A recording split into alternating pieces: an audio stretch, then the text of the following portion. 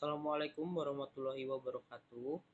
Perkenalkan saya Bianuga Suroyo dari jurusan Akuntansi Fakultas Ekonomika dan Bisnis Universitas Negeri Semarang dengan NIM 24070200350. Saya akan menjelaskan artikel saya yang berjudul Analisis Deskriptif Penggunaan Dompet Digital dalam Transaksi Harian Masyarakat Perkotaan. Jadi penelitian ini membahas penggunaan dompet digital dalam transaksi harian masyarakat perkotaan, yang dimana metode pembayaran digital ini udah menjadi terobosan baru dalam melakukan transaksi, terutama di era yang serba digital saat ini.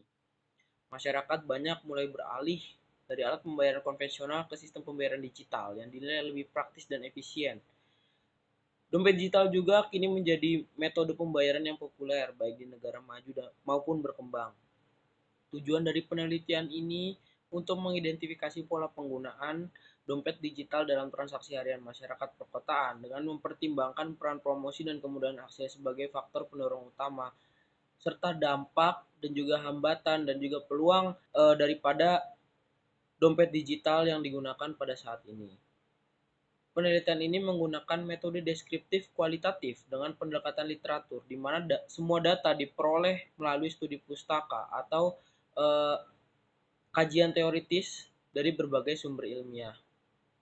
Hasil penelitian menunjukkan bahwa penggunaan dompet digital berkontribusi terhadap meningkatnya kecenderungan konsumtif masyarakat karena transaksi elektronik kini dapat dilakukan dengan mudah, cepat, dan efisien di tengah pesatnya perkembangan era digital masyarakat saat ini, yang telah beradaptasi menjadi konsumen yang fleksibel dan sistem ekonomi yang tanpa uang tunai atau cashless society yang membentuk budaya baru dalam bertransaksi melalui dompet digital.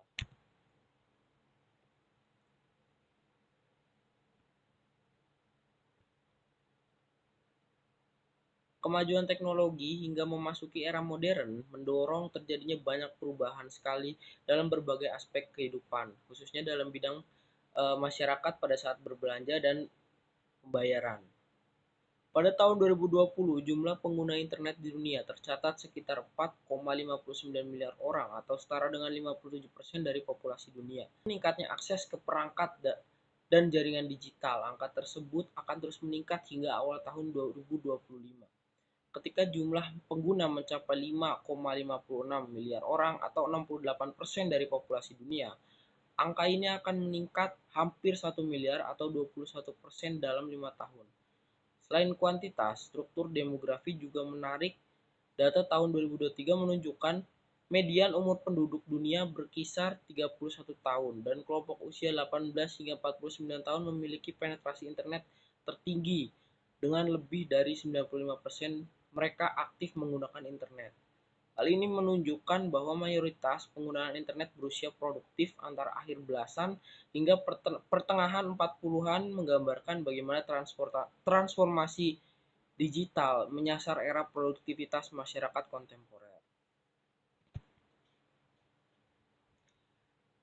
Selanjutnya ada metodologi penelitian. Penelitian ini menggunakan metode deskriptif kualitatif yang bertujuan untuk memperoleh pemahaman mendalam melalui pendekatan interaktif terhadap fenomena yang diteliti.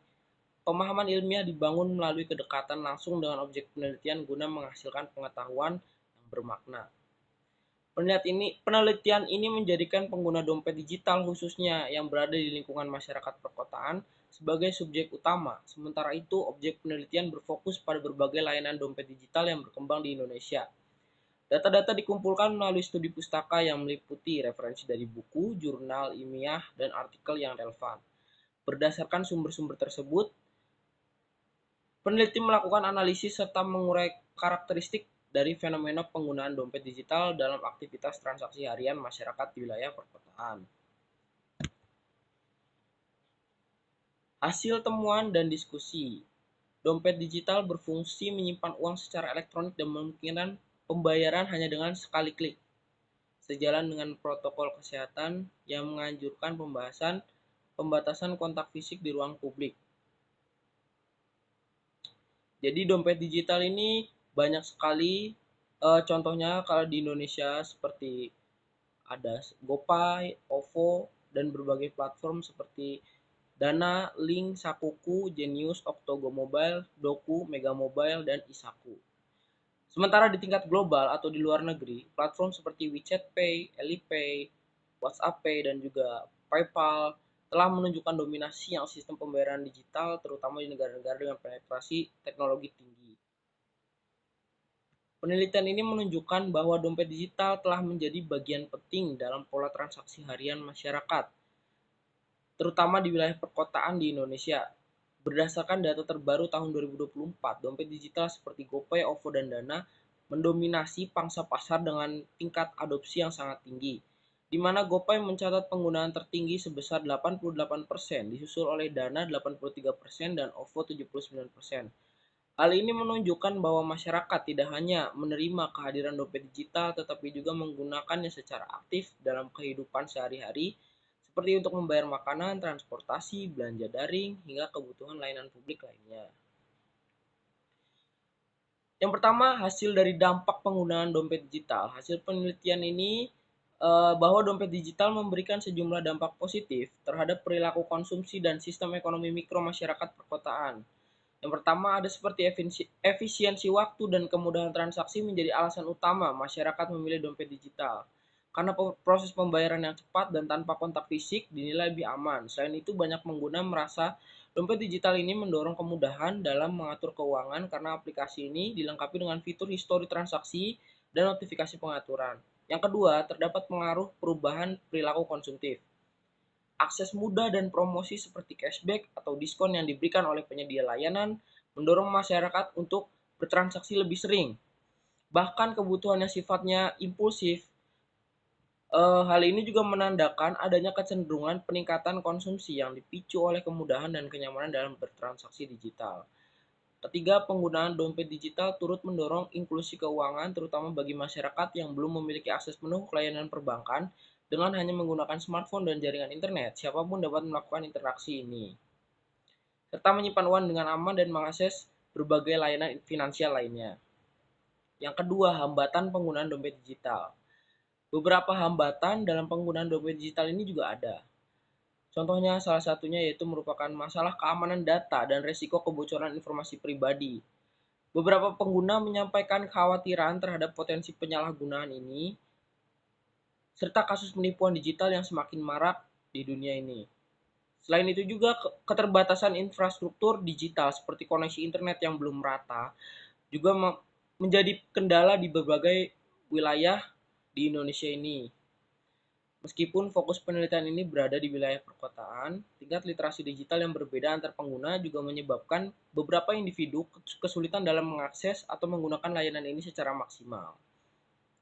Yang terakhir, sebagian kecil pelaku usaha mikro dan pedagang kaki lima masih belum sepenuhnya mengadopsi metode pembayaran digital ini, sehingga pengguna dompet ini harus tetap membawa uang tunai dalam beberapa situasi tertentu. Yang ketiga, ada peluang penggunaan dompet digital. Yang pertama, ada potensi pasar yang terus berkembang menjadi peluang utama dengan jumlah pengguna aktif dompet digital di Indonesia yang diperkirakan mencapai 95 juta orang pada tahun 2024 dan nilai transaksi elektronik yang tembus 836 triliun rupiah. Pasar ini mencerminkan permintaan tinggi terhadap layanan keuangan digital yang cepat, mudah, dan fleksibel. Hal ini membuka peluang besar untuk inovasi dalam produk dan fitur baru seperti integrasi investasi mikro, asuransi digital, atau layanan kredit berbasis aplikasi. Yang kedua, peluang pemberdayaan sektor UMKM. Dengan semakin banyaknya pelaku UMKM yang beralih ke ekosistem digital, maka dapat menjadi sarana inklusi ekonomi yang menjembatani UMKM dengan konsumen yang lebih luas tanpa batasan geografis. Peluang ini semakin besar seiring dengan kemudahan pendaftaran merchant serta biaya transaksi yang relatif rendah dibandingkan sistem konvensional. Yang ketiga, terdapat potensi pengembangan di bidang edukasi dan literasi digital. Dengan meningkatkan pemahaman, maka adopsi teknologi ini akan semakin meluas dan merata. Kesenjangan penggunaan dompet digital akibat literasi teknologi yang belum merata bisa dijadikan peluang bagi pemerintah, lembaga pendidikan, dan startup edukasi untuk menghadirkan program peningkatan kapasitas digital masyarakat. Lalu yang keempat, terdapat transformasi kebijakan keuangan digital nasional dengan semakin bergesernya kebiasaan masyarakat ke arah cashless society.